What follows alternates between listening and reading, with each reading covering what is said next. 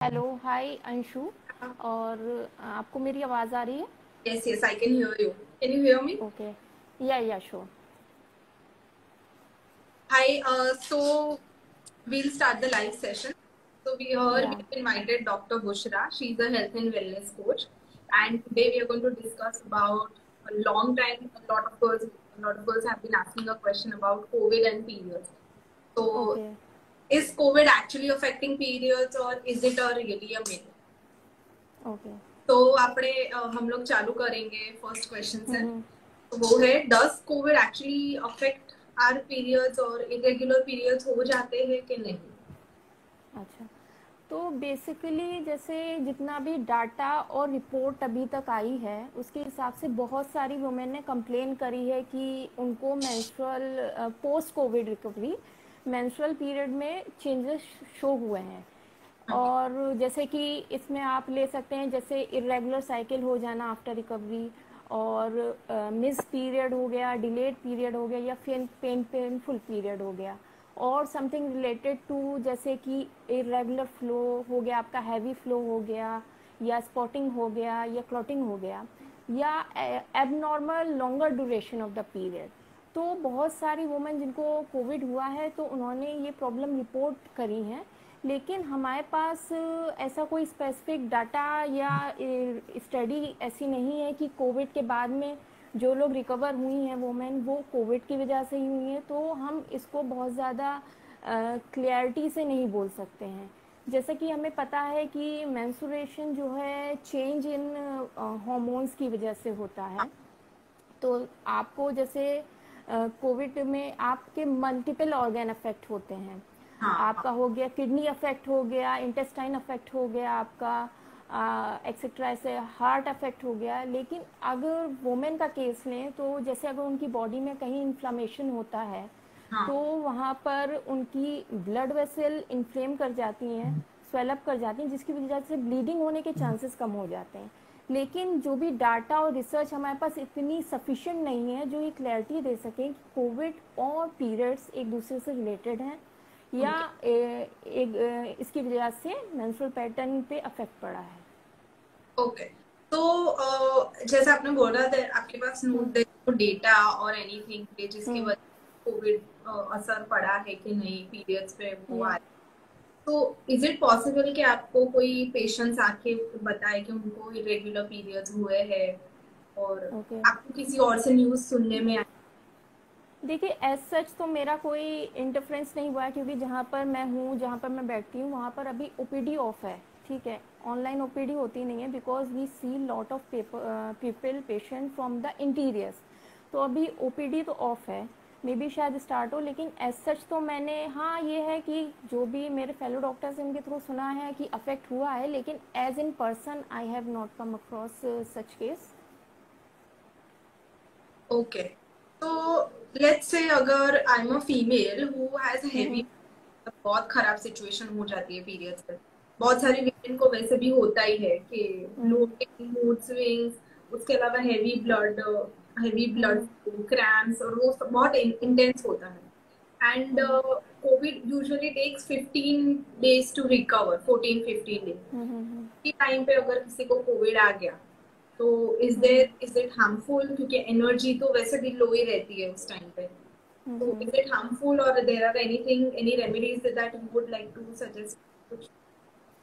देखिए हार्मफुल तो कोविड की वजह से जो भी, वो एक वायरल फीवर टाइप का है। ठीक है, तो जो भी आपकी बॉडी पे जहाँ पर भी आपकी वीक तो है ही, लेकिन कोई हार्मफुल वगैरह नहीं है। Depend on your body health कि आप कितने हेल्दी हो, आपकी बॉडी की कंडीशन उस टाइम में क्या है। तो इट डिपेंड द कि वायरस आपके ऊपर कितनी इंटेंसिटी से अफेक्ट कर रहा है। ये भी है कि आप, कुछ लोग ऐसे हैं जो वायरस बिना घर पे होम आइसोलेशन पे ही सही हो गए हैं, कुछ हैं जिनको बाहर हॉस्पिटलाइजेशन की ज़रूरत पड़ रही है।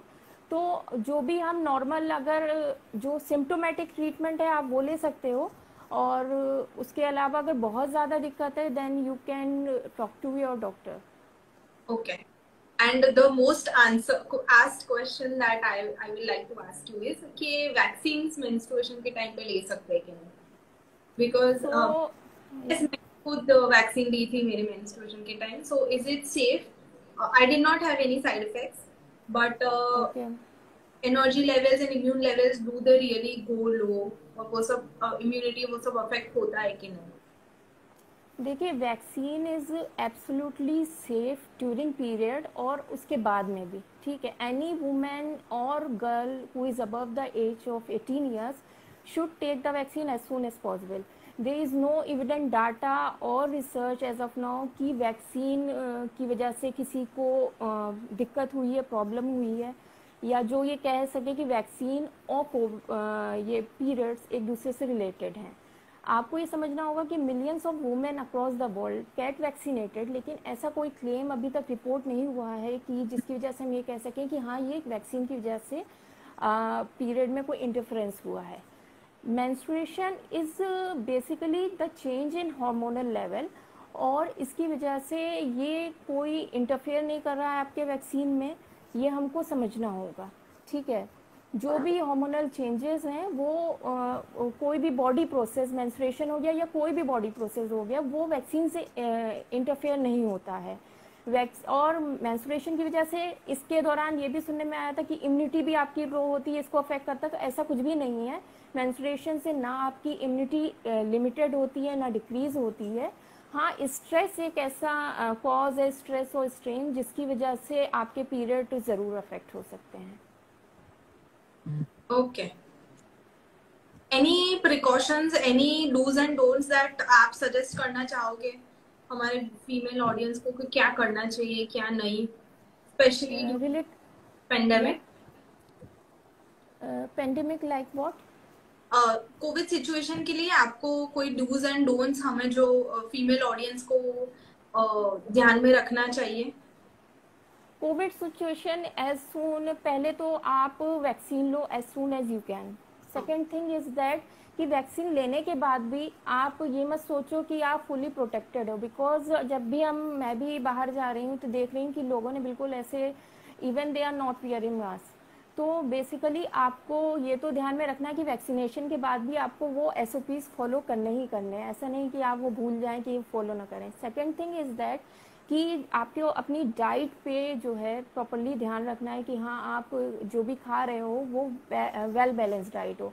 उसके बाद में आपको एक्सरसाइज, क्योंकि हम घर में एक जगह बंद होके रह गए हैं, तो एक्सरसाइज आप कुछ भी हो, ठीक है, कोई भी एक्सरसाइज हो या योगा हो, आप जो भी आपको मतलब स्ट्रेस फ्री कर सके, या कोई ऐसी एक्टिविटी जो आप कर सकते हो अपने आप को इन्वॉल्व, जो आपको स्ट्रेस से दूर रखे। क्योंकि आप ये देखिए कि पैंडेमिक में स्पेशली वुमेन के ऊपर बहुत ज़्यादा वर्कलोड बढ़ा है।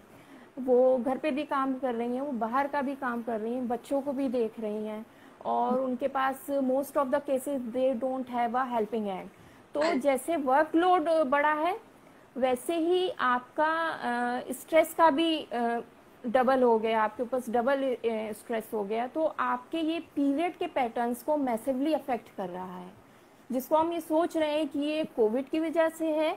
ये तो हम बाद में ही बता सकते हैं कि ये कोविड की वजह से है या नहीं है, लेकिन जो हम एज अ मतलब पुराने डाटा रिसर्च से उठाएं तो स्ट्रेस जो पेंडेमिक के दौरान हम लोग को हो रहा है, क्योंकि सभी हैं मोर और लेस, ठीक है, तो हमें ऐसी स्पेशली न्यूज़ वगैरह से भी अपने आप को दूर रखना चाहिए जो हमें टेंस कर दें कि हाँ, आज इसकी वजह से ये हो गया।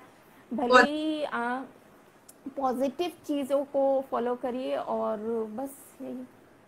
And the last thing that I personally wanted to ask that कि यूजुअली वैक्सीन लेने के एक दिन बाद और 2 दिन बाद, 2 दिन ऐसा होता है कि we feel completely energy low हो जाती है।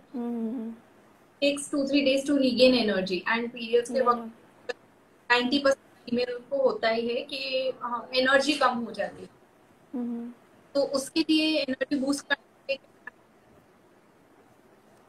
सॉरी क्या एनर्जी लूज, एनर्जी बूस्टिंग के लिए during our menstruation period and during when we have taken vaccine as well, वो टाइम में कुछ एनर्जी बूस्टिंग एक्टिविटीज या एनर्जी बूस्टिंग फूड और things that we should focus on energy boost? ठीक है, तो वैक्सीनेशन के बाद में जो नॉर्मल माइल्ड सिम्टम, आप इसकी कोविड की वैक्सीन की बात नहीं करते हैं। देखिए, जनरल वैक्सीन भी अगर आप लेते हो तो कोई माइल्ड सिम्टम होते ही होते हैं, और वो वेरी करते हैं पर्सन टू पर्सन, उनकी हेल्थ कैसी है, उनका बॉडी की हेल्थ की सिचुएशन कैसी है, तो वेरी करते हैं। कि बहुत सारी वुमेन ऐसी होती हैं जिनको पीरियड के दौरान कोई प्रॉब्लम नहीं होती, और बहुत सारी ऐसी होती हैं जिनको बहुत प्रॉब्लम होती है। अब इसमें पैटर्न वेरी ऐसे भी करता है कि जो अनमैरिड है उनमें किसी को कोई ऐसी हैं किसी एज ग्रुप की, पर्टिकुलर एज ग्रुप की, जैसे आप टीन एज ले लें तो उनको ज़्यादा अफेक्ट करता है, उनमें क्रैम्प ज़्यादा होते हैं। हाँ। या जो पीसीओएस हैं उस केस में भी बहुत दिक्कतें होती हैं। तो बहुत सारे रीजंस हो सकते हैं, हार्मोनल इम्बैलेंस हो सकता है, या कोई भी थायराइड प्रॉब्लम हो सकती है। तो इम्यूनिटी बूस्ट करने के लिए बेसिकली जो है, आप जो बेसिक लेकर के चलें तो आपको अपनी डाइट में वेल बैलेंस डाइट लेनी है, ठीक है। अगर आप, क्योंकि ज़्यादातर हमने ये देखा है कि जो इंटीरियर से लोग आते हैं उनमें ज़्यादा डिफिशिएंसी होती है इन कंपैरिजन टू सिटी में जो लोग रहते हैं, ठीक है। तो आपको वेल बैलेंस डाइट लेनी है, वाटर का इंटेक प्रॉपर करना है, ठीक है। अब जंक फूड स्पेशली मैगी, जो मतलब आप बहुत ज़्यादा, मतलब मैंने नोट करा है कि जो यंग एज की, टीनेज की जो होती हैं वो बहुत ज़्यादा इसके ऊपर डिपेंडेंट होती हैं। जैसे हमें किसी चीज़ की हर चीज़ की एक लिमिट में खाना है, मैं ये नहीं कह रही नहीं खाना है, लेकिन जैसे हमें ओवरडू किसी चीज़ का भी नहीं करना। और ओके। उसके बाद में मेंस्ट्रुएशन में जो सबसे कॉमन प्रॉब्लम ये रहती है वो है एनीमिया। किसी के हैवी ब्लीडिंग होती है तो एनीमिया बहुत होता है, तो उसकी वजह से उनको क्रैम्प्स भी होंगे और उनको एनर्जी लेवल भी डाउन रहेगा और बहुत सारी दिक्कत रहेंगी। तो उसके लिए आप अपने गायनेकोलॉजिस्ट को दिखा सकते हैं। अगर आपको इस तरह की दिक्कत रह रही है तो वो रूल आउट करेंगे कि एनीमिया है या थायराइड प्रॉब्लम है या कोई और हार्मोनल इम्बैलेंस है, तो उसी के हिसाब से आपको वो इम्यूनिटी बूस्टिंग या तो कोई मेडिसिन लिखेगा, टैबलेट, मल्टीविटामिन्स वगैरह प्रिस्क्राइब करेगा। बाकी फूड तो आप फ्रूट्स वगैरह, इस टाइम में मैंगो भी एक अच्छा सोर्स है, और एनीमिया से जितने भी रिलेटेड सोर्सेज हैं, आप ड्राई फ्रूट में बहुत अच्छा सोर्स है एनीमिया से रिलेटेड। जैसे आप किशमिश खा सकते हो आप, उसके अलावा गुड़ एक अच्छा सोर्स है, गुड़ और भुना हुआ चना जो आता है वो एक बहुत ही अच्छा सोर्स है एनीमिया को दूर करने का। तो मेंस्ट्रुअल के टाइम में अगर ऐसा आपको रहता है, कोई दिक्कत ज़्यादा रहती है, low in energy, then you should talk to your gynaecologist, वो आपको सजेस्ट करेंगे, वैसे ही आप follow. Okay. And one of the questions that also I want, मुझे पूछना था आपको, दैट कोविड की वजह से जो स्ट्रेस होता है, बिकॉज कोविड बहुत लोगों को स्ट्रेस दिया है, इधर पढ़ाई का या फिर जॉब का, और बहुत सारा स्ट्रेस है वो, या क्योंकि जस्ट बिकॉज लोगों को फिजिकल एक्टिविटी का भी नहीं होती कोई एक्टिविटी, एंड सोशल इंटरेक्शंस भी नहीं होते, तो आई फील के एकदम वो लोग अकेले हो जाते हैं, so that is why stress बढ़ता है उनका, बिकॉज आप अकेले हो एवरी टाइम। तो उसकी या वजह से विमेन में पीरियड्स में अफेक्ट हो सकता है, डिले यस, हो के। Stress is directly related to menstrual pattern, ठीक है। तो स्ट्रेस की वजह से आपको अनइवन साइकिल हो सकती है, मूड स्विंग्स हो सकता है, पीरियड के क्रैम्प हो सकते हैं, आपको फैटीग हो सकता है, एक्सट्रीम फैटीग।